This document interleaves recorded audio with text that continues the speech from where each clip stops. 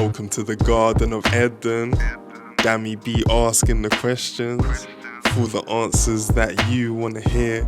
All you gotta do is sit back, grab a chair, or listen up while you clean and cook. Take a leaf from the creative's book. These gems open your mind and your heart. Okay, the show's gonna start. Cheese. Welcome to the Garden of Edun. This is where ideas grow. I'm your host, Dami Edun. And today we have not only a special guest, but one of my boys from back in the day, uni times. I'm talking NUFC. I'm talking crisis. I'm talking trips all around the UK for certain things. So yeah, welcome, my guy Byron. How you doing, bro? Yes, bro. Yeah, I'm good, man. I'm good. Pleasure to be on the podcast. Hopefully a good conversation is coming. As you said, we've had so many experiences together, fam. Like, hey, nah, if we were to even make a podcast just chatting about some of the madnesses that we've been involved in, fam, it would be at least 4 or 5 episodes long. Boy, and obviously certain ears listening to it might be like, oh, so this is what you're up to before me, eh?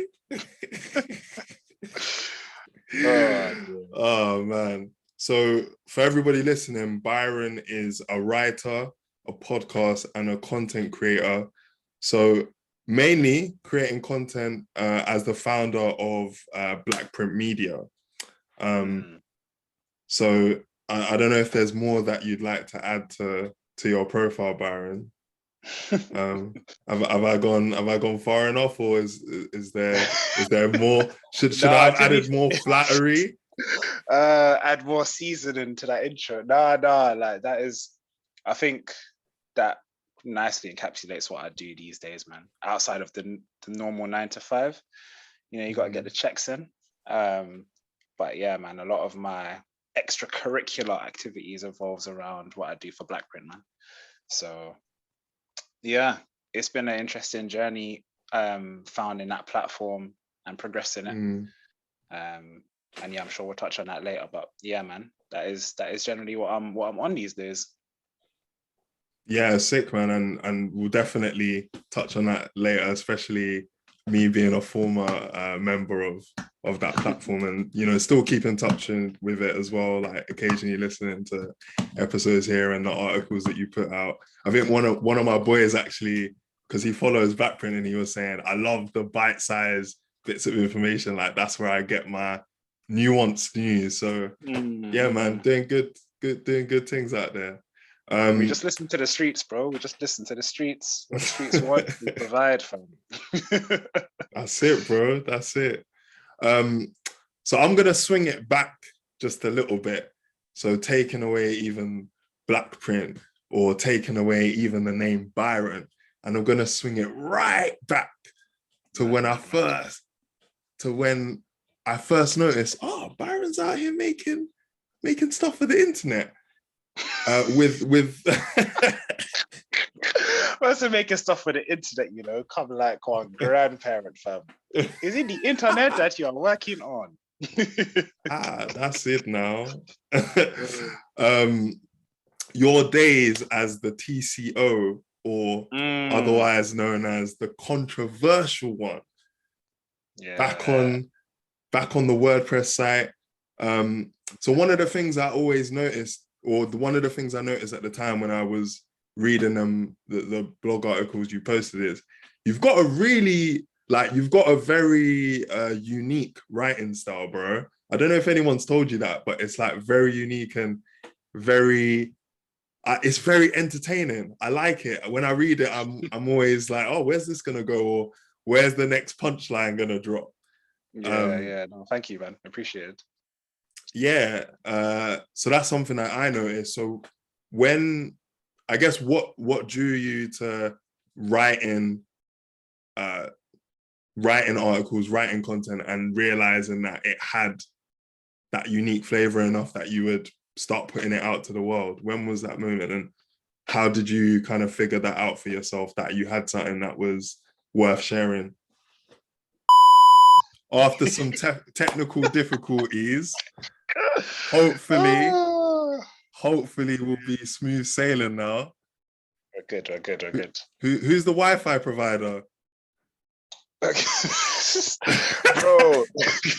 bro, you know, the amount of problems the Wi-Fi has countered, yeah. But the thing is, they were all with Virgin, so I had to drop them out quickly. Yeah. But it got to a point where we were using mobile hotspot more than the Wi-Fi had used, bruv. Fam, myth. Madness, bro. Nah, trust me. But it should be good now. It should be good now, hopefully. Yeah. All right, bro. So I'll just start. I'll just ask you that question again that I was asking just before you cut off. So I was just saying that, you know, you've got a unique like writing style. Like, when did you realize that there was like a lot of value in it in an entertainment sense? And then what then made you want to start putting that out to the world? Like, what was that process like for you? I think I've always enjoyed writing. I've always enjoyed telling stories through my writing. I've always enjoyed kind of putting my thoughts down onto paper. And I think just generally, like, you would know all of the conversations that we've had, like, storytelling is a big part of entertainment. And I feel like being able to kind of take someone through an experience and get them to feel like they're with you. They were there during that, even though they're not, like, they're just hearing it from you, but they feel all of the emotions that you are feeling. I feel like those are the best stories. Those make for the best retelling experiences. So yeah, that was just like, that's always something that's been in me. And I think what really got me starting with the blog was when I think it was must have been 2014. And I was doing an internship with the Met Police, actually. I was doing an internship and I was traveling long distances to and from. It was like a 2-hour journey to and from. Where were you going? It was long, fam. So I was in South, and the police station that I was based in was in Greenwich. So yeah. So it was a trek. But that 2-hour journey in the mornings meant that I was reading the Metro front to back. and then on the way back, Evening Standard, fam, front to back. Wow. These times I'm using those things as an umbrella. Yeah. Tesco bag on their head when it's raining and all that. So yeah, man, like, I was reading newspaper constantly, and like, you see loads of bro, there's so many mad stories in the middle pages of these newspapers, you know. And yeah, I was reading them and I was like, I always found myself like having slightly different opinions to what the article I was reading was presenting to me. And I was thinking, I was always saying like, but nah, but like, I was always like questioning the actual content of the article itself. And I was just thinking to myself constantly, like, you know what, like, because back in them days, yeah, Facebook statuses were the one in it. Facebook statuses were where people really vented and said their opinions and stuff. People come with long Facebook statuses. People are like, raw, like, you see blah, blah, blah, Facebook status. No. Obviously, sometimes Facebook, was not the best place to be doing them things. Like, you got your family on there, pre in your statuses, like, got certain friends that want to come back and start chatting shit with a different view. You're just thinking, move. And people are like going back and forth in the comments and that. People think that Twitter's bad now, bro. Facebook back in 2010 to 2014, whatever. No, bro. Facebook wasn't that bad, bro. Peak, bro. Nah. Because, well, probably, I don't know. Like, I don't have. You can probably create a bubble in a way more refined sense on Facebook, because it's kind of connected to your friends more so, and it's more your friends who have a dodgy view that's going to come and jump at you, whereas Twitter is anyone's just going to come and jump in your DMs or whatever. So yeah, so maybe that's a bad comparison, but yeah, man, Facebook was where it was at back then. And I was thinking, I don't really want to take these views that I have to Facebook because that's just like, I don't want to be using my social platform like that. Yeah, like I don't need Mumsy getting onto man and that. So I was like, yeah, like let me just start a blog. So I started my own little blog, and then yeah, man, it was just the love of writing, the love of sharing my opinions and stuff that continued my interest in blogging. And I always try and write how I would talk. So I think that's what gives it that kind of feel that's a bit more different, because a lot of people think that, oh, I'm just going to use hella big words in this article or in this blog post, yeah, and that's what's going to make my intelligence come across. But I feel like it's almost the opposite. I feel like the intelligence comes when you can explain something really complex in very simple terms. And I try and find a mix between kind of really technical language here and there, but also just really simple day-to-day vocabulary. And yeah, man, hopefully I'm finding that balance. Yeah, even reading some of the stuff that I guess you're writing, that you've been writing recently, like things on Bitcoin, NFTs, other kind of articles about things that are happening within the economy. I've even found that those kind of little breakdowns have made it so much simpler to understand something that seemed quite that I was off-put by, just because it seemed very technical, or it seemed a bit difficult to overcome. So that definitely comes through and still comes through as well. I was even reading one of the stories that you had, actually, one of the stories the other day about, I think it's a letter to Megan or something on your shit blog. Yeah, what a story that was. Yeah, bro. You know what? Because there's a lot of ways that people. Bro, I'm sure you were there. No, was he there that night? No, that was another night. That was another night. Yeah. But that was crazy. Yeah, like you can give everyone context on the story in just a sec. But what I really liked about it was the way that you described, because obviously the topic was around, profiling, racism, sexism as well, nightclub industry. And it's a lot of people would approach a conversation or an experience like that by, talking about what happened to them, like, oh, rah, this thing happened to me. And to be honest, very, very justified, because, those experiences are, quite hurtful, quite harmful. You can see why people would react so viscerally to them. But what I really liked about your story was the way you told the story, I feel like would make a lot more people understand what that experience is like, and it gave it a bit more of a personal feel, because it was a conversation from you to another person, but it covered these mad topics. And I always love like pieces that are written like that.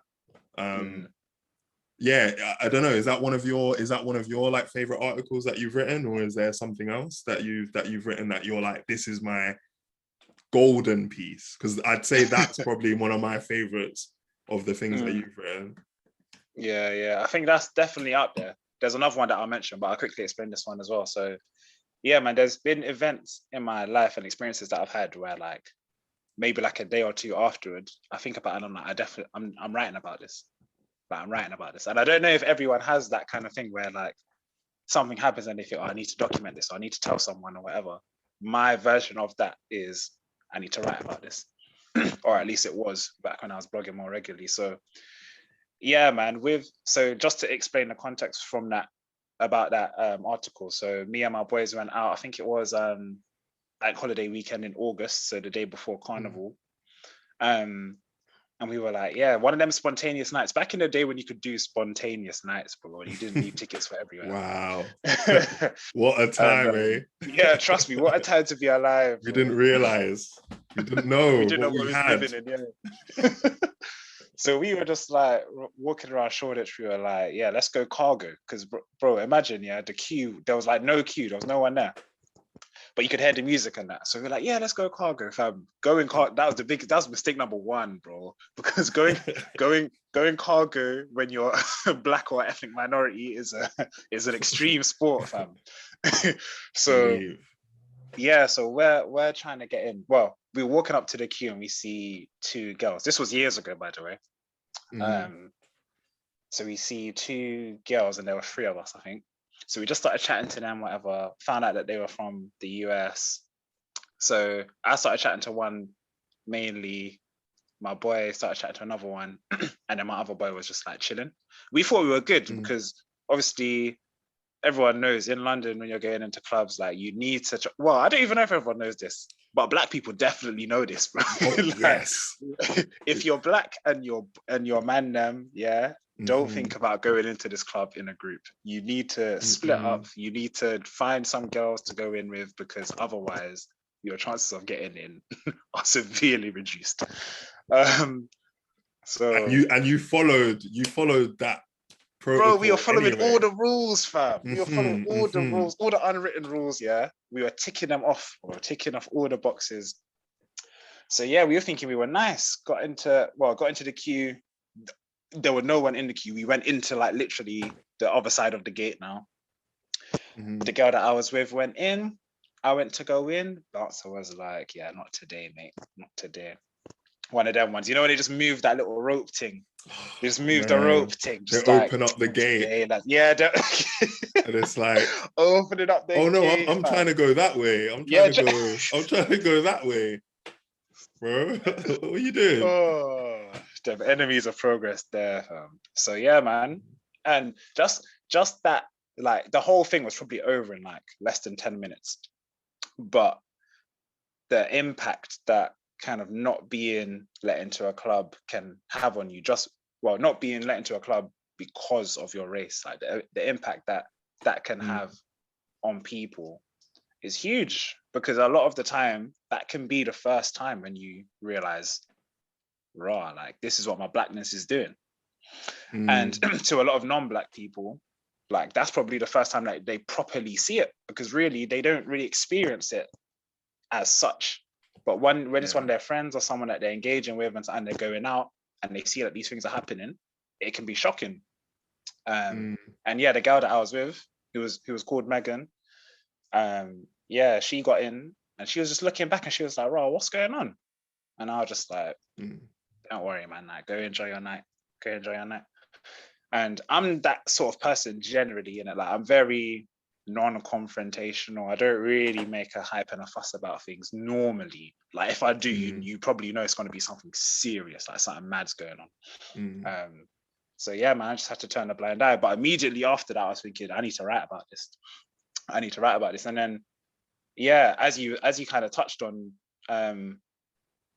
making it, implementing a kind of personable tone, like making it not just, yeah, this happened to me and it was a piss take and blah, blah, blah, which has been probably said and done so many times. Like you kind of need a different angle on some things to make sure the message really gets through.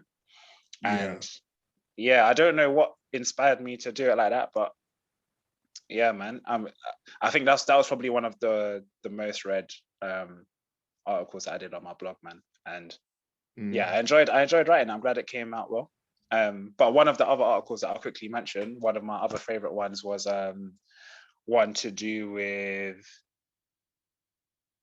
it was like an interview. It was an interview, I think, what was it? Was it with someone post Brexit, I think? Yeah, or someone post referendum result. I pretended that I did an interview with someone from Boston and Skegness, and Boston and Skegness was the area that had the highest Leave vote in the UK.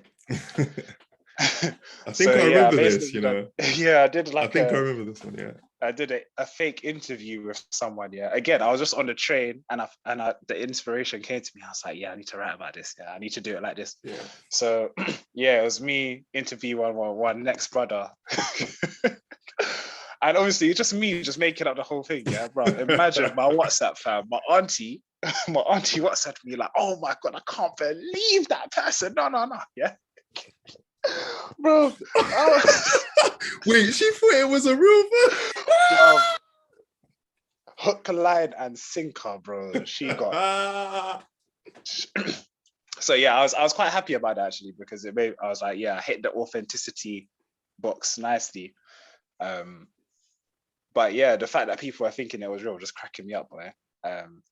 But the funniest thing about it is there's probably people out there with the same views that I was like portraying in that article, and I was displaying just like complete ignorance and just stupidity. But the fact that people are thinking that it was real just is quite scary, because it's like, right, people are actually out there like that. Yeah. So yeah, those are probably my two favorite articles. There's probably a couple more that I'm forgetting, but off the top of my head, yeah, those ones I like still. Did anyone get at you for the Brexit article, or either of or the other one as well, the Meghan one? Did anyone ever like not try and not argue, or just try and come for you for those pieces? Because I guess with those, because there's a creative element to it and it's not real, you kind of detach your own opinion. You kind of detach your own opinion from it in some way. Like, it's not as strong as you just saying X, Y, Z, this is what I think. But did someone read through that and be like, no, you're chatting shit, ever? No, not really. You know, I think with the letter to Meghan one, a lot of people came out and said, like, basically empathized with it and said, like, yeah, I've experienced things like this before. And we're just glad that the story was getting out there, because obviously for us, like, that kind of experience is unfortunately not uncommon. But there are some people who have only experienced it a few times, and it's probably been talked about in popular culture more so probably in the last 5 years or so. Like, I remember the district fiasco, where like a group of girls weren't let in, and like that was all over socials and stuff. I'm sure that was post 2015. So experiences I'm talking about is like probably like 2014, 2015 time. So yeah, it wasn't really as like talked about as often then. So at that time, people are like, yeah, man, just like complete empathy, and yeah, just happy that like the that sort of experience was being talked about a bit more. Unfortunately, it hasn't helped to kind of cut it down, but you know, you got to do what you can really in that situation. For real, man. For real. I even feel like now those kind of things, like you're saying, back then there was more, I guess, empathy, whereas now, even with something like that, you could see on a platform like Twitter, I'm sorry to call you out, Twitter, but I just have to do it. Somewhere like that, you could see even over something simple, simple, like where the message is clear, that it still draws battle lines, that someone's going to get pissed. But yeah, it is what it is. So yeah, for anyone listening that wants to check out those articles, what is the controversial one on WordPress? Yeah, right? Bro, can I even remember the the domain? I think it's controversialone.wordpress.com. Yeah, should be able to find everything there. Yeah, you'll find a good set of articles there. You may or may not also see a guest article that may or may not have been written by me. So yeah, I'll let you lot figure that one out. Moving, I guess, a bit further in your journey then, going to Black print media times. So I guess my question, and I guess I kind of know from a personal perspective, but I feel like it would be good for you to share for people listening who may be even just stalling on an idea that they have that they want to start and that they haven't taken action on. What was the inspiration for you to start Black print media and I guess start making that content online? Like, where did that injection come from for you? It's a very simple story, to be honest. So after blogging for a few years, someone contacted me. Shout out Gerald. So Gerald at Bespoke Magazine hollered at me and was just like, "Yeah, bro, I've seen your blogs and that. I like them. Do you want to write? Do you want to write for our mag?" And now just like, yeah. I didn't even really think about it. I was like, yeah, bro, why not? So yeah, so I started writing for Bespoke Magazine. And yeah, man, I just rated Bespoke so much. Like, shout out to the whole Bespoke team, Gerald, Dan, Sydney, etc. Like, I just rated it so much, man. Like the content, the quality of the content, everything about it was just so like on brand, trendy, and it looked like they had a loyal following as well. And at the time, I was doing articles for them on sport generally. I did maybe like 1 or 2 music ones, but generally sport articles. And I did a few like anonymous articles as well for them. But yeah, I just liked the whole setup, part of the group chat as well. Everything was popping off, and I was just thinking to myself, yeah, man, I want something like this for myself one day. Like, I want to have one of like something like this. I want to have my own platform one day. So it just remained like a dormant ambition of mine for like a couple years. And yeah, so as the time went on, I started writing for a few other magazines. Shout out AJ at Plugsville, and shout out Priscilla at the Move Hub as well. Started writing a couple articles for these magazines here and there. And yeah, I just kept on thinking, like, look at everyone else like doing their thing. And I'm just sitting on my idea. Like, I had the idea to do Blackprint and to call it Blackprint in like 2016, maybe. Oh, right. Eventually launched it in 2019. So like the idea was a long time coming. And what sparked me into action literally was just one day. You know, sometimes you're just sitting there. Everyone can relate to this. You're just sitting there. You just think like, what am I actually doing? Like, what am I doing with life? Yeah. I have all of these ambitions. I have all these goals. I have all these aims. But what am I actually doing to reach those things? Like, I'm actually just playing PS4, fam. Like, I'm not doing anything. It's like busting people's head tops off on COD or something. So yeah, I just unlocking achievements, fam. Bro, trying to get platinum trophy on Uncharted. Big man, this isn't helping me reach my goals and aims. So yeah, I just had one of them moments, and I was just sitting there and I was thinking, fam, I've thought about doing this Blackprint for years now. What is actually stopping me from doing it right now? And I just deeped it, like nothing is stopping me. So at that very moment, open up the laptop, paid for the domain name, Blackprint Media.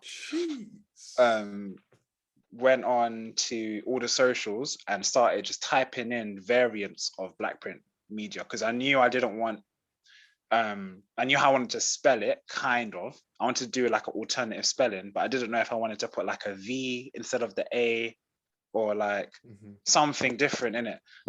So I was just looking around what was available. And yeah, man, no A in the black, no I in the print. Jeez. Hey, came you know through that for me. Motto is hard, by the way. No A in the black, no I in the print. Nah, that's hard. Thank you very much. It's factual as well, and it helps people clock. Oh, okay, so when they go to spell it now, they know. Take out the A, take out the I, and we're good to go. No vowels in this thing, man. Yeah, for real. So yeah, man, Blackprint Media 2019 in the summer. And yeah, one of the tips that I picked up from writing with Plugsville and AJ, from when he was launching, was that it would have been best to launch, like write a few articles or a few pieces of content, have them in the back pocket before you launch, so that when you do launch, you can launch with a bang. So you can, if it's your goal to kind of produce content every day, for example, then you don't have to worry about producing content on Monday, Tuesday, Wednesday, Thursday, and Friday. When you first launch, you already have that content ready to go. So literally, you're just scheduling stuff. So that's what I did for the first month or so. I already had articles written for that. So yeah, that was how I was born, man. That was how I was born. And one of the other pieces of good advice that I picked up from one of the boys that I used to work with back in CEX days, fam. That's a big throwback. He said basically, forget the written like having written magazines and forget doing it down that route. Everything is online. People like to engage with things online these days. And that is sort of, that's a piece of advice that I've carried through.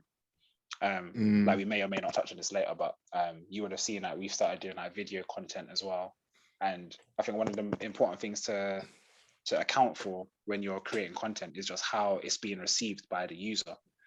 Like, do people want to read long articles anymore? Do people engage with video content more so than written articles? Like, how long should a video be? How much time do people spend reading certain things? Do people prefer stories? Blah, blah, blah. There's so many different types of media you can create these days that it's really important to always stay in touch with the people that you're trying to reach and how best they consume that media, because then you can just tweak your approach. How do you do that? Just out of curiosity, how do you keep tabs on what people are enjoying the most or consuming the most? Yeah, some of it's like a bit more organic.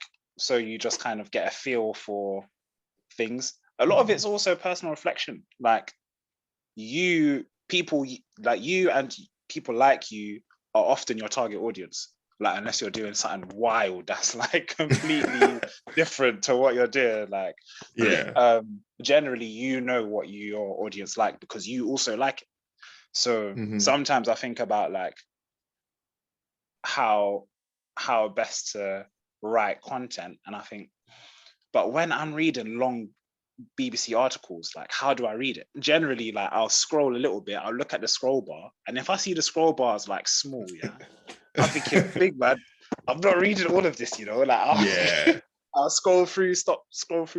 Okay, cool, I'm done with this. But if I know it's a fairly short or medium length article, I'll be like, yeah, cool, I'll stick with this. So that's how I've kind of managed it so far. We're planning to put out like a little survey type thing as well to get a bit more user feedback in to advise our content. Man, having the end user in mind is definitely one of the top tips I'd say to take away still. Yeah, I mean the top tip, because the end user justifies, I guess, in a lot of ways, other than your own personal enjoyment, they justify a lot of putting in that work, because as you know, it's a lot of work, man. It's a lot of work. Big man. Yeah. I think it's only when you start doing your own thing that you realize how much work goes into the back, man. And especially in the edit. Fam, people don't understand how much time goes into the edits, bro. The edit will suck the life out of you. The point where you have enough peas to hire someone to do the edit, everyone will do that, fam. Everyone, because the edit is long. It's an investment to save your life, like your time, your energy. Because that's one of the other things I wanted to come on to, actually, before I get into a bit more of the like Black Print and inside what your organization does. The consistency that you guys have at Black Print, and yourself, everyone in the team that contributes as well. Like, shout out to Aisha, Sense, man, like Janaya, Corey, etc.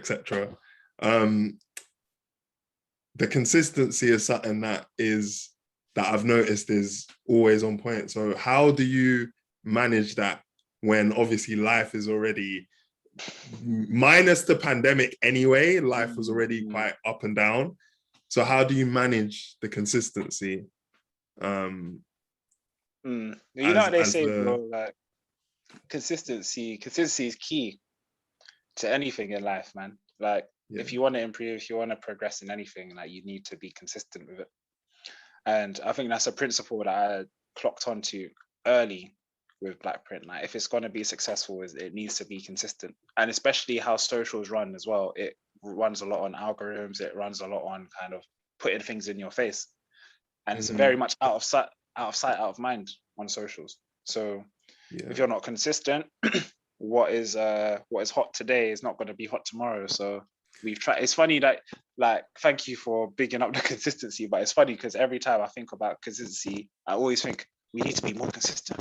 We need to put out more content. We need to, and I think it's this sort of anxiety that probably keeps content creators and creatives constantly striving and improving, because it's that kind of internal fear that, like, you're gonna get caught, like you're lacking, you're not doing enough, you need to do more.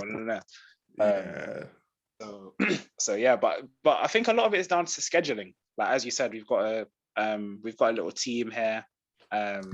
Yeah, as you said, shout out all the team: Aisha, Janaya and Corey, Joseph, and everyone that's contributed as well. And I know that everyone else is doing other things. Like, Black Print Media is not the only thing that they're doing outside of their normal lives. Like, a lot of people have hustles. As you know, Janaya's an artist as well, so he's trying to progress his music career at the same time as having to write articles on all these things. So I think having respect for people's time is the biggest thing, and trying to help that is the creation of a schedule. So we've like every month or so, I'd schedule, okay, Aisha does an article on this week, I do an article on this week, Janaya does an article on this week, Corey does an article on this week. So then everyone knows, okay, boom, I've got 3 weeks until my article. How can I kind of make sure that I can hit that milestone? And then I say to them, like, if they realize that they can't do it for any reason, let me know and I'll pick that up. Because at the end of the day, like, as much as I expect them to have some ownership over their own work, like, no one's going to care about this more than me, because I'm the founder. Like, it's my thing, it's my baby. So it's really down to me whether the things get put out or not. So if someone can't do it, I'll drop something to pick it up. You know what I mean? I'll write an article while I'm working if I need to, to get out. So yeah, I think trying to kind of schedule how we can release content consistently and also efficiently is how we found a nice balance to keep consistent. So yeah, I'm glad it's working, but we're constantly looking at ways to improve, man. Constantly. Yeah, man. I mean, again, I have to say, like, one of the pillars for me looking at Black Print Media now that I'm outside of the team now is just, the consistency is something I rate, and it's something that I struggle with a lot personally. So when I see it in you, I'm like, oh right, yeah, like, I rate that because I know how hard it is. Like, just getting something together, like you were saying, editing. Like, people need to realize when you're editing a video or audio and suddenly everything freezes up and you have to start again, or like you thought you had something, you can't find the file, so now it's that starting from scratch point where you've done hours of work is something you really only understand and appreciate when you've started putting stuff out, even just making content for social. Like, you know, when you have to resize stuff so it can go on Instagram and then you can put it in a story and then did you realize that, like, you saved the video into the wrong format, so now you got to do the video again because it can't fit into the story size format. All of them stupid little things. I think the only real comparison to draw so that people can really relate is, like, imagine doing a dissertation, and then it gets close to when you have to submit the dissertation and then you realize that some of the content in the disso is gone, or like the memory, the SD card that you saved on's corrupted, or the printer's not working, or you know when like your heart just dropped, like, you know when like you're searching for your phone in your pockets and you can't feel it, and then your heart just like does that mad shaku. That's what it's like. That is what it's like, when you're trying to edit a piece of content, and something is going wrong. That is what it feels like. So, and to have that feeling, like, consistently as well, fam. Yeah. When the sponsorship P's come in, you just have to hire an editor. That's the real lesson here for everyone. For real. So another question I wanted to ask you, bro, because I guess this is something that I've been facing, or I've been trying to come to terms with a bit more. I guess in some ways I have, but it would be good to hear how you did yourself and whether it was an issue for you. So obviously, before you were making like content, like video content or podcasts that were visual as well, most of the things you were doing were like articles. So did you ever have any blockages or any obstacles with now putting your face online and actually putting a face behind the thoughts and the opinions and things that you were making? Was that ever a challenge for you? Because I know for myself, it was a little bit of one to know, okay, I'm putting my face out there and now I'm opening myself up a bit more. Yeah. Was that something that you had to overcome or not so much? I'd love to hear what you think. Yeah, for me, probably not so much, I think probably because of what I was kind of mentioning earlier about kind of Facebook and that being like a vessel that a lot of people use to vent, etc. I was always like a frequent user of socials. So I was always kind of used to having my name attached to my opinion.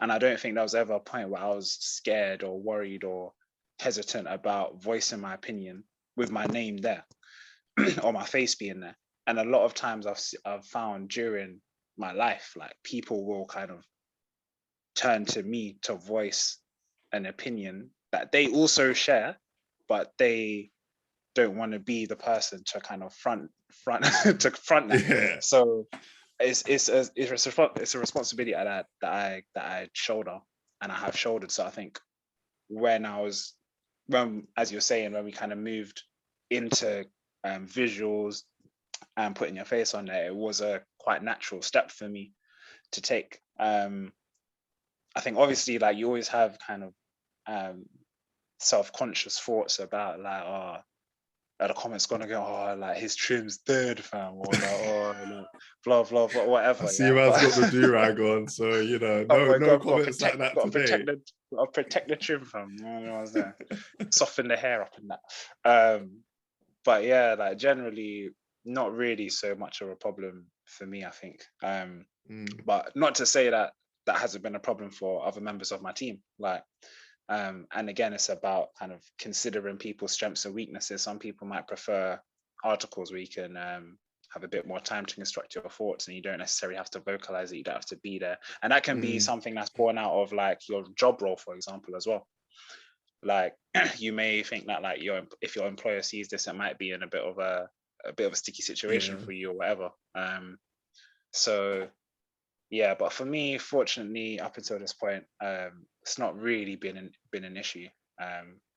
But yeah, not to say that others don't have a bit of anxiety around that. No, it's good to know. I mean, yeah, I wish I had the same level of nonchalance about doing it, but I guess we're here. Hopefully, for someone listening, they can just feel that it's actually okay because you've done it and don't seem to feel too much of a way about it. And you, like you said, you've been able to help people in the team like overcome that feeling. So yeah, I think it's like it is a confidence thing, but also I take a lot of encouragement from like people who I think might have had that anxiety but are doing their thing anyway. So like, for example, you know Robbie from AFTV. Yeah. When I first used to clock work, the first thing that I saw, I was like, raw, his gap in his teeth is mad. No, you are not doing Robbie like that, bro. That was I'm being real. I'm being 100% real. Yeah, the first time I watched the AFC TV video, I was thinking, fam, this guy is firstly hella overweight, and secondly, the gap in his teeth is crazy. Yeah, but then the more I started watching it, I was just thinking, but it doesn't matter. Like he's not out here modeling, fam. So like he's talking like the points that he's raising is valid. Like he knows his stuff. Like he's got a great platform on all these things. I'm thinking, he obviously, like, I'm sure he's had people tell him about his appearance, but clearly it has not like stopped him, and he still managed to create something great.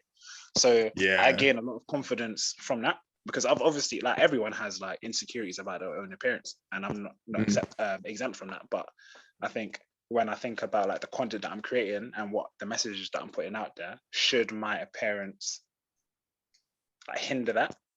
I don't think so. So that's kind of given me a bit of confidence to be like, you know what? F the haters, man.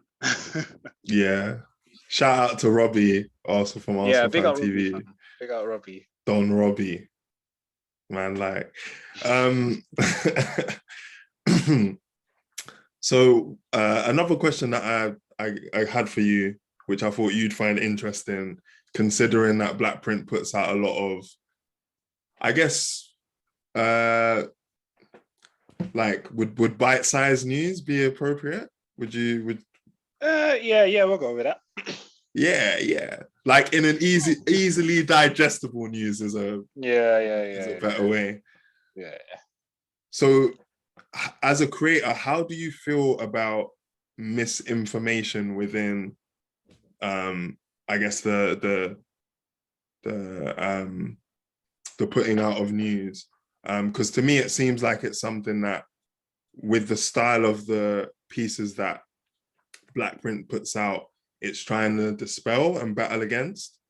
So I'd be curious to hear what your thoughts are about misinformation within the news space, or the sharing of things that are happening in the world. Like, where do you sit with it, and what kind of things do you do to actively like combat that with the stuff that you put out as well? Yeah. So for the listeners, I'll probably quickly just give a short spiel about what Blackprint is. So Blackprint Media, no in the black, no I in the print. Check that out on Instagram ASAP. Quick plug. But yeah, essentially, we are a platform that looks to provide, as you said, kind of short, digestible articles, videos, and podcasts on what we say news in the margins. So probably not news that you'd see on the front covers of papers and probably headlined in traditional media outlets, but kind of more subtopics and sideline articles that are still important and have a lot of value in getting, but probably don't get the same level of attention. So those are the things that Blackprint focuses on. So going to your point about kind of misinformation, I think it's huge. And we've seen how misinformation and quote unquote fake news can influence popular opinion, can influence culture, it can influence the highest level, like elections, essentially. The highest levels of government and public policy can be completely swayed by misinformation. And I think the ease at which people can manipulate news and data these days is crazy, and it has just such wide-ranging implications on everything, which makes journalists and writing and people who are trying to find the facts, it makes their lives very hard, because like, where do you get your information from? Like, who do you trust? How can you trust it? How do you know that they're reporting without bias? How do you know what's verified or not? It's a landmine. It's like Minesweeper. Remember that game on PC? Yeah, You're just clicking like raw, like you click here, a couple of numbers pop up. You click here, boom, game done. It's like raw, okay. Start again. But that's what it's like trying to find factual information. I think a platform like Blackprint, we understand that that's a concern for those that engage with us. So we try and put a lot of time into researching, finding different arguments, presenting different arguments as well. I think that's huge, and I think that's undervalued. A lot of media and media outlets, probably not those who are like trying to be neutral, but those who put a spin on things and are coming from a certain viewpoint, they rarely tell you about the other side. Like, they will tell you about why what they're doing is good and why what the other side is doing is bad, etc., etc. But they will never say, like, the other side has a few valid points or anything like that. And I think it's that sort of mentality that made me want to start Black Print in the first place, but also that's what kind of keeps our content going, because people can trust, okay, they're not coming from a partisan standpoint. They're literally saying, this side done a few good things here, this side done a few good things here, but this side fucked up here, and the other side's trying to combat it. Like, it's very easily digestible, it's very relatable, and it helps people trust the information, because you're thinking, okay, cool, like they're actually trying to present this in a fairly balanced way, where balance can be found, because obviously some things are just terrible and there's no balance to be found. Like, it is what it is. But where there are clearly two sides, I think that there is value in presenting those two sides. So yeah, I think it's a tricky landmine to navigate through, especially in this time where kind of manipulation of data is key. But yeah, I think it's valuable, man. I think more effort needs to be put into making sure that the information that people can access easily is like verifiable in some way, because it's outrageous that you can like verify a celebrity as a celebrity, but you can't verify whether someone's actually launched a nuclear missile or not. Like, it could be fake news. Like, what do you mean, fam? Something that could be very catastrophic for humanity. Trust. Yeah. Like, that piece of vital information is very difficult to come by, but I can see if Kim Kardashian West is actually Kim Kardashian West or not. Like, oh dear. Yeah, we got our priorities straight as a human race, obviously. Boy. No, I think that's what a lot of people gravitate towards Black Print for, the fact that within the piece you'll see an argument, or at least the backing of one side and then the other, and like interplaying with those two. I think that's why people can at least see that I will be able to make my own judgment from this piece, rather than being kind of just that being decided for me. So yeah, man, keep doing your thing, because there's definitely a lot of agencies and outlets out there. Not gonna name any names, but we know a couple of them. Don't talk too much. Yeah. But yeah, no, what you said, that last bit that you said is key as well, man. Like, I always had the ambition of letting the Black Print readers form their own opinion. Like, use this information to inform your own arguments. Like, don't think that kind of we are the arbiter of all news, and what we've said goes. Like, we'll give you the information, and we might put an opinion in there as well and say what we think, but we'll always say, what do you think? Like, what is your opinion? Because people aren't asked for their opinion. People aren't given the opportunity to form an opinion through having both sides of the story enough. And I think this is a huge problem that kind of it feeds into the whole kind of bubbles, social media bubbles conversation as well. That you can just have a siloed point of view, and then from then all the misinformation is fed to you through the algorithms, etc., where you can only ever form one view because you're only ever seeing one side of the story. So yeah, it's a tricky field to navigate, man. But hopefully Black Print is trying to cut through. You get me? Cut through that. Come on, fam. But it's difficult. It's difficult, man. Yeah. Understood, man. Understandably. So I guess this is a question and a kind of a statement, or kind of an assumption from me. So please correct me if I'm wrong. Please correct me if I'm wrong. It does seem so for me. It seems as though it's important that with Black Print media as a medium, that Black people have a voice through the platform. especially when you look at the roster in the team as well. Why is that important to you, if that is specifically important to you?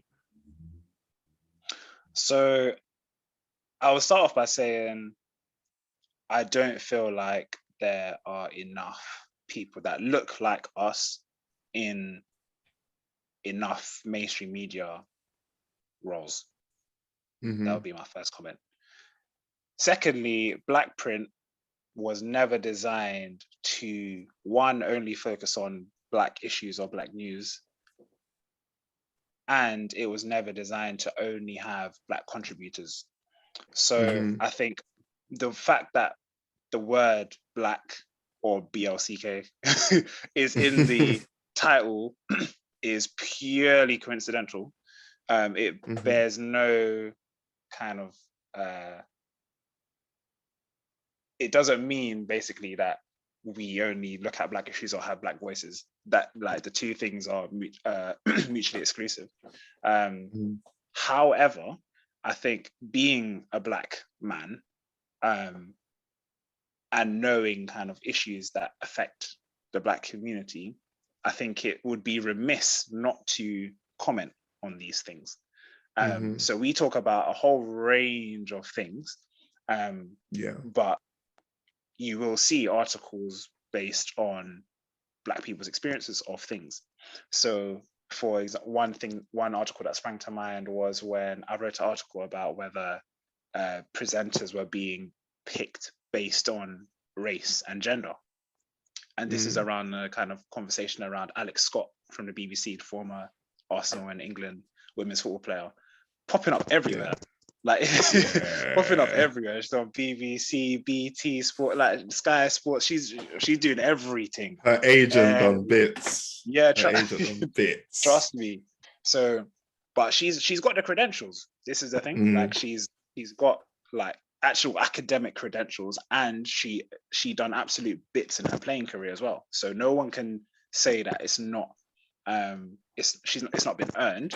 But yet you have people saying, "Oh, she's a woman, she shouldn't be commenting on football," and all of these ignorant comments. So,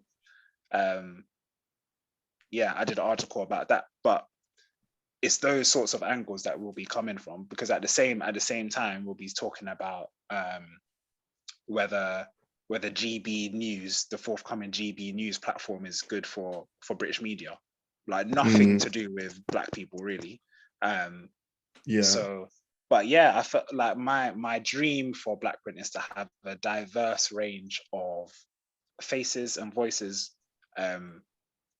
bringing reporting on news in the way that Black print does.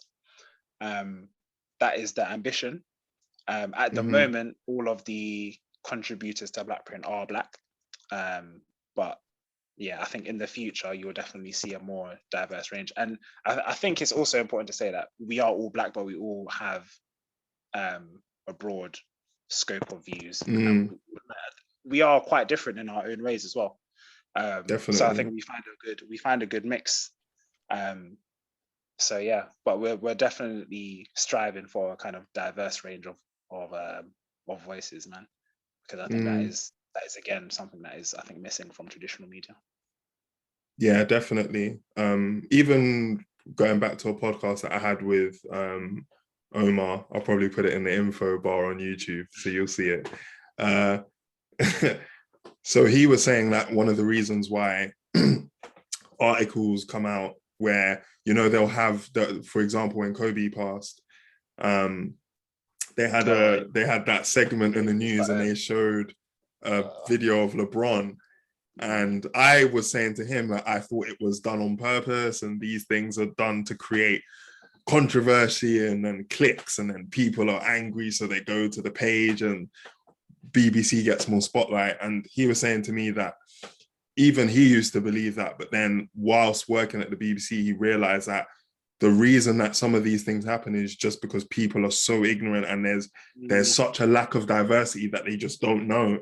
Like, they're so far removed from the communities or from the places or from the cultures that they're commenting on, that mistakes like that happen. So I think having that ambition to have a diverse range of opinions and perspectives will benefit in the output, and then for the people that are consuming that output, because then it actually is going to be a lot more authentic and even give them a lot more to consider so that they can form a, I guess, more balanced opinion. So it is definitely important. For yourself, for yourself though, Byron, looking at Black Print Media, because that was one of the other questions I was coming on to, which you touched on with that being an ambition. Do you have any other ambitions for your platform? I really want to host a live show at some point. Yes. I think we spoke about this on the phone a few months ago now. So yeah, man, I want to host a live show at some point. I'm still thinking about the best format to do it, because I think our listeners and our ride or dies out there, they deserve more than just to come to a venue and hear us chat. Like, we need to make it so that everyone is involved, like, actively in the show. I think that would stay true to what Black Print does and what Black Print tries to do, like get opinions and voices from everyone and have a considered discussion about stuff, you know, a sensible discussion, well-informed discussion, but also a jovial discussion, you know. So yeah, that is my next goal, I think. The time will come. I'll know when the time is right. But yeah, man, that is a big ambition for me. And yeah, I think after that, just keep growing the platform. You might, like, those who follow the platform will see that we've started getting guests back on as restrictions continue to ease. We'll start getting podcasts back in studios, and we'll continue getting guests in.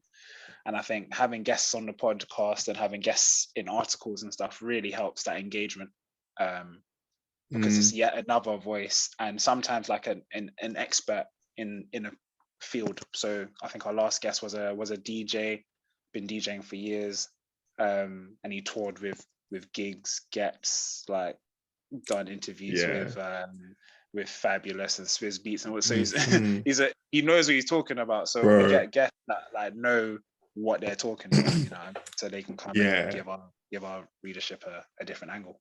Yeah, man. Shout out DJ Firestar, you know, because listen, because I saw one of the things where he was talking about how, like, some people might say, who's this Asian brother in this music culture? But listen, people, man has been about, you know, from when when I first went to uni in 2011, 10 years ago, this guy was doing his thing in Nottingham. So yeah, shout out DJ Firestar, man. And I'm looking forward to watching the full podcast of that, because I feel like hearing his journey, just from knowing where he was starting from to where he is now, like, it would be sick to hear that. So shout out him, man. No, for real, shout out DJ Firestar, man. He's been a guy from time, and he's shown respect to the ting. So you can't answer anything more than that. But one last thing that I just say on guests is, like, we always try and ask guests just like questions that they wouldn't usually be asked, just to both keep it a bit fresh, but also to keep the guests on their toes and give us a different side to them. Because I think people that do interviews and people that go on podcasts and stuff, the more this becomes a regular thing, the more people can fall into the trap of just asking the same old questions and getting the same old answers. So you're not really listening to anything new interview to interview. So yeah, we always try and make sure that we chuck in a few questions that people weren't quite expecting, or that makes the interviewee think a little bit, because that's the only way to keep it relevant, man, and add some value. Yeah, man. I hope my question about the Meghan article was that for you, bro.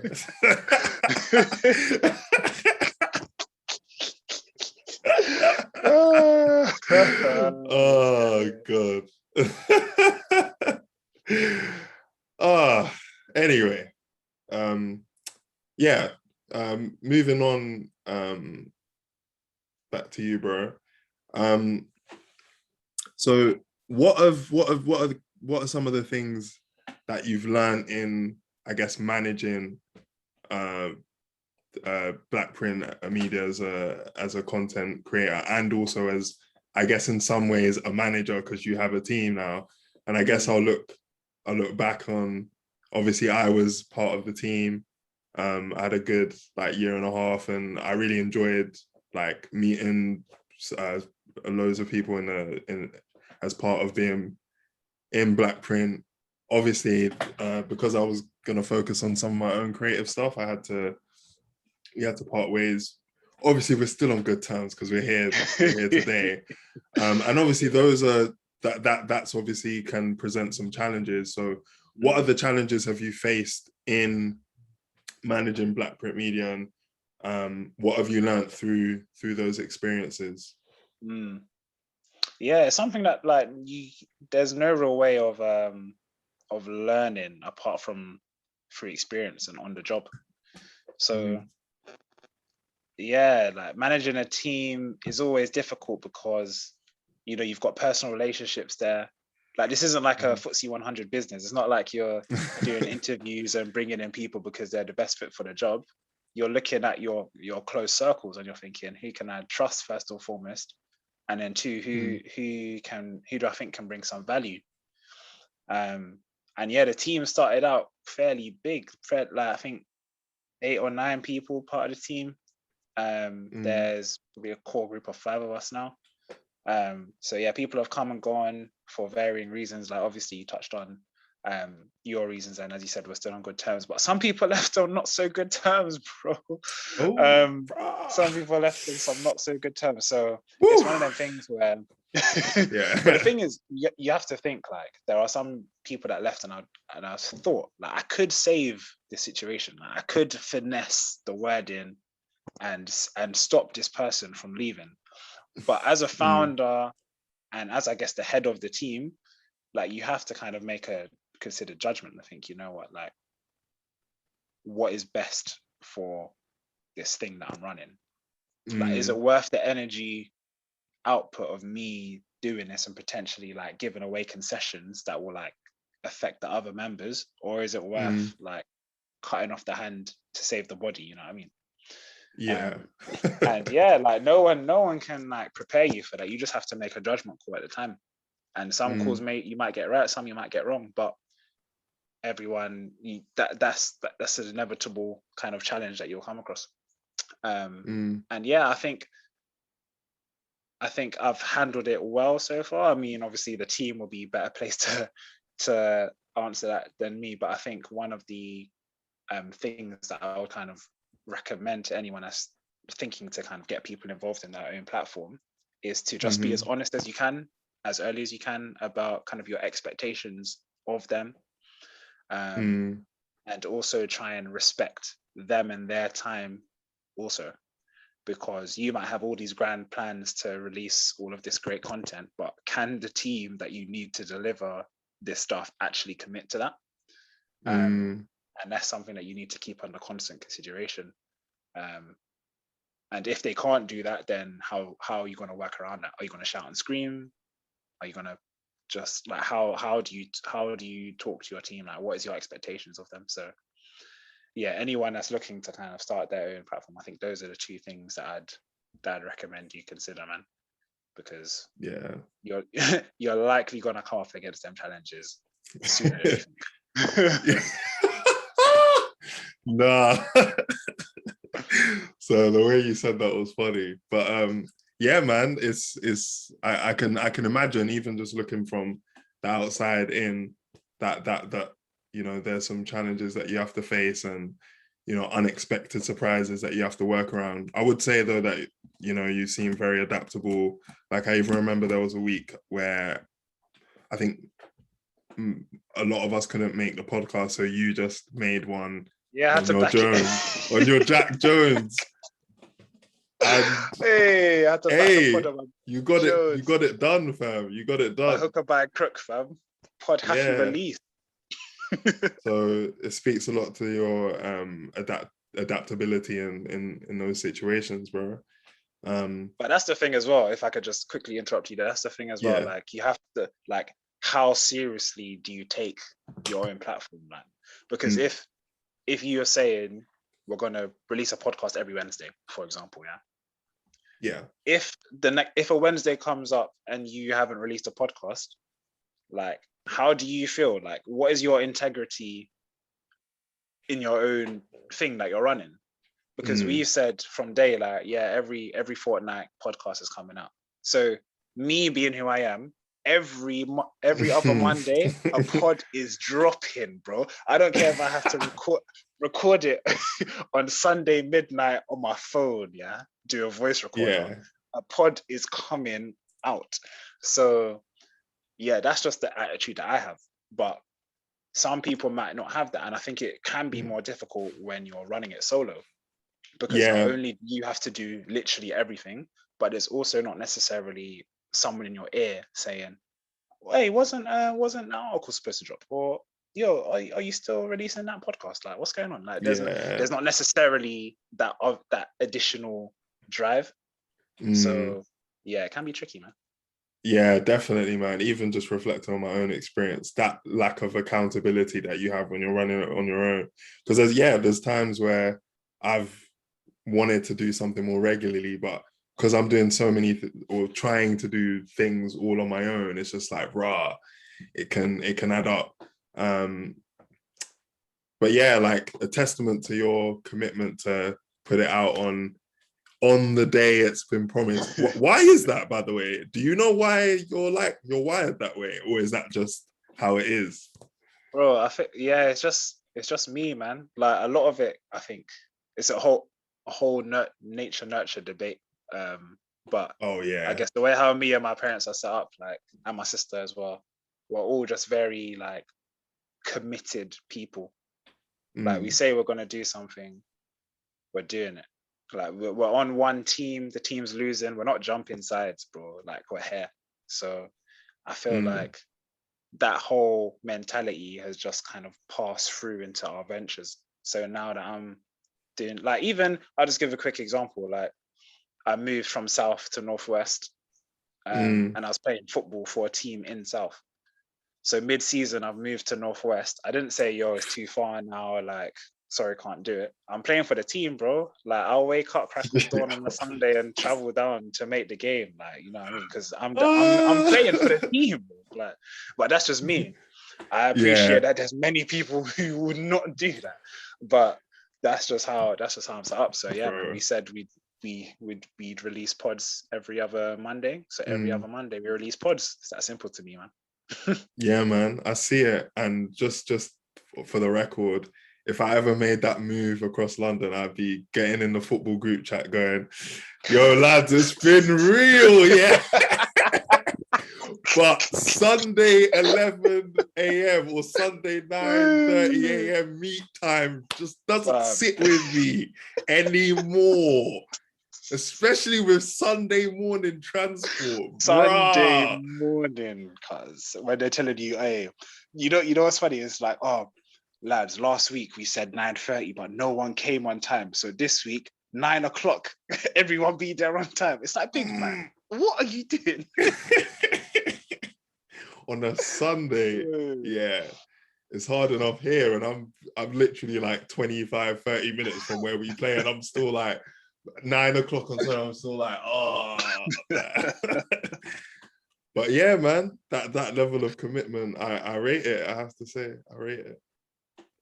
It's got to be done, man. Consistency is key still, as we said at the beginning. Yeah, for real, man. So yeah, we're drawing towards the end of the podcast, Byron.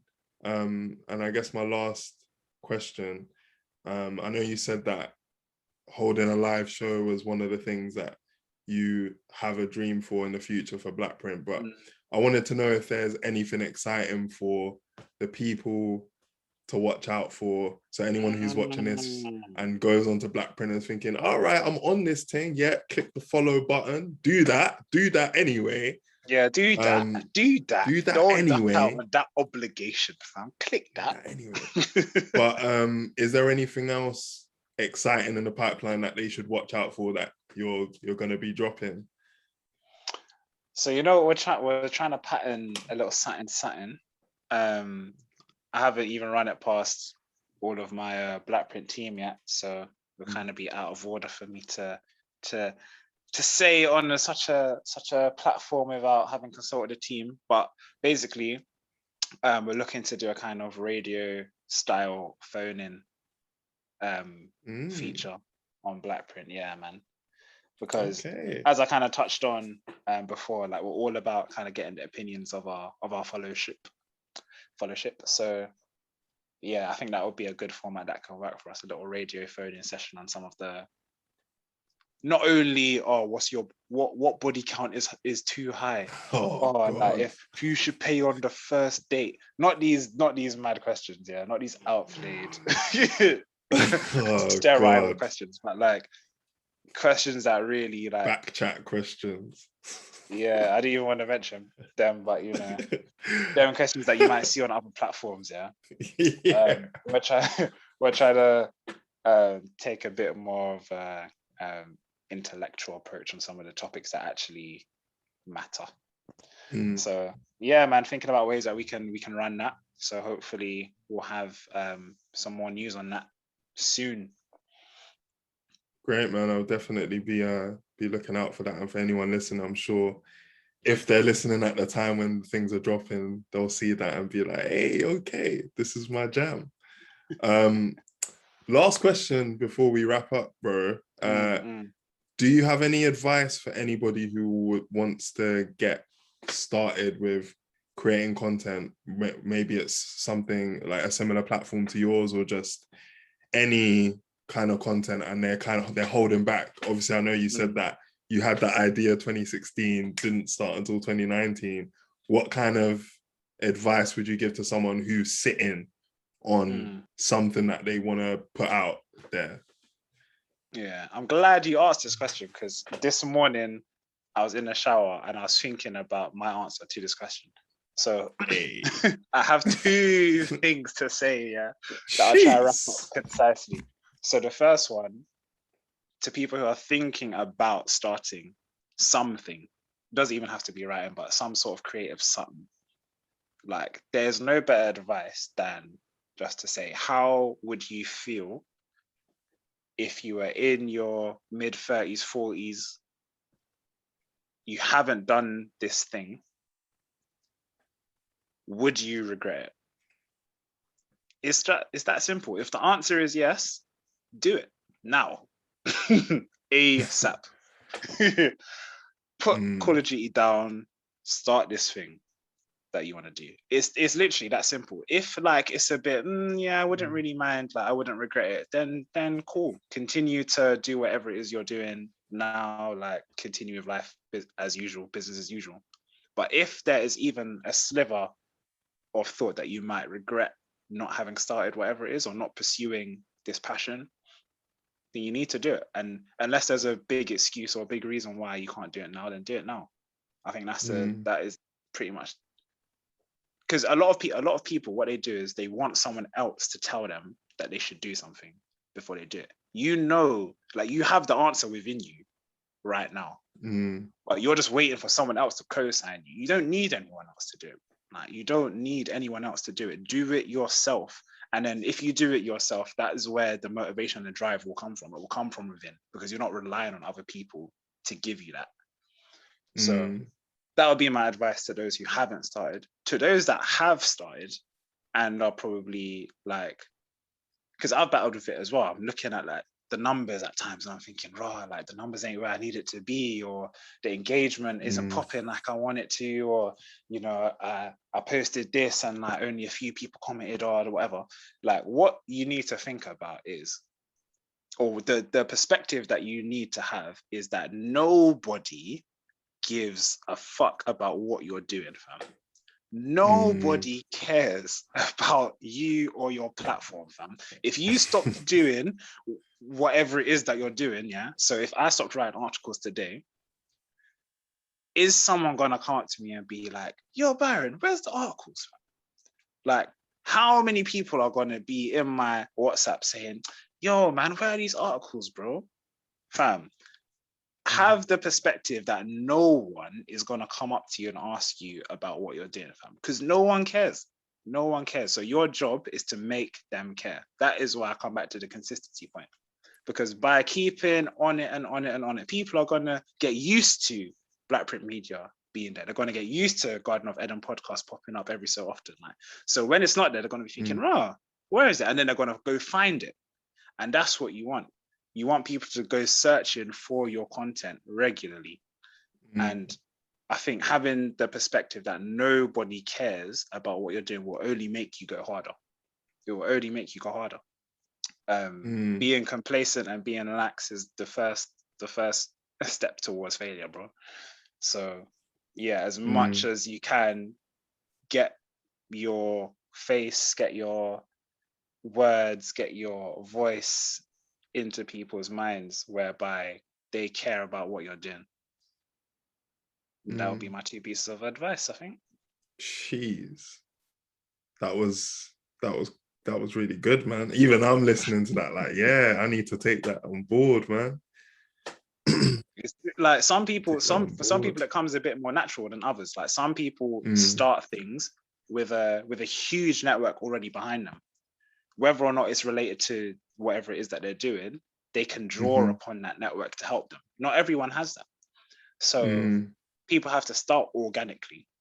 Like you might start your platform and it's got like 50 followers, fam. And it might be 50 followers for like a year. But your job is to like make sure that all of those 50 followers care about your stuff. All of those 50 followers are liking all of your articles. They're liking all of your, artwork. They're liking all of you. They listen to all your songs. Like, because that is 100% engagement. Do you know how much of a myth 100% engagement is? Yeah. You've got people with 100k followers getting like 200 likes on a picture. Yeah. Fam, that engagement is poor, fam. Bro, you've even got like influencers trying to sell product with like 1 million followers and like 2 people are buying said product. Use code blah blah blah at checkout. Fam, no one's using the code, bro. No one's using the code. You're getting 10p commission off this tea that you're selling, fam. You better stop selling it. So yeah, but it's real. Like, I think that's what people get hung up on, the numbers a lot, man. Don't worry about the numbers too much. It's the engagement that you need, man. Make sure that everyone that's following you cares about your stuff. And once you're getting engagement out of people, that's when you know you hit the sweet spot, man. And then keep driving that content down their necks. Wow. I think that's a perfect place to wrap up the podcast, bro. For the people that want to find you, and I'm sure we're gonna hear the infamous motto once again. Where should they find you, bro? And I'm gonna put links in the description so to make it easier, but let them know where to find you. Yeah, man. Well, if you ain't checked us out already, make sure you check us out immediately, fam. ASAP, no delay, no lele, you get me?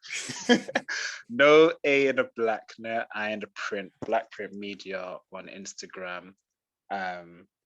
And make sure you check us out on the podcast as well, man. SoundCloud, Spotify, Apple Podcasts, no A in the black, no I in the print, Black Print Podcast. You'll find all of our podcasts there. And yeah, we drop every fortnight on Monday, the pods, and we have articles coming out pretty much every week as well. So yeah, keep an eye out on our Instagram for our latest. You'll find info videos on YouTube as well. So make sure you check that out. I think our most watched one is about Bridgerton and whether there was a race problem in Bridgerton. So yeah, if you haven't checked that out, make sure you go peep that. Interesting little watch. But yeah, man, that's how you can find us. Yeah, people, defo go check out Black Print Media, man. And make sure you follow, because the value comes from seeing the regular content about things that are happening in the now. So that's where you're gonna get the real richness from Byron and the team's platform. Byron, bro, I appreciate you joining me on the podcast, man. I know this was supposed to happen months ago, but you know how it goes, man. I saw it go. Yeah, man. We move. But I appreciate pleasure being on, man. Pleasure being on, man. And yeah, man, continue to grow to grow your thing. I know the book soon comes as well. We need to chat about that at some point. Bro. See what's going on that side. That's probably another 2-hour conversation still. bro, listen. All I'm gonna say is do not underestimate the process. There is a process, and a process takes a long time, a lot longer than in your imagination or in your head. But yeah, for everyone listening, thanks for listening again. I hope you enjoyed, and I'll see you on the next podcast. Safe.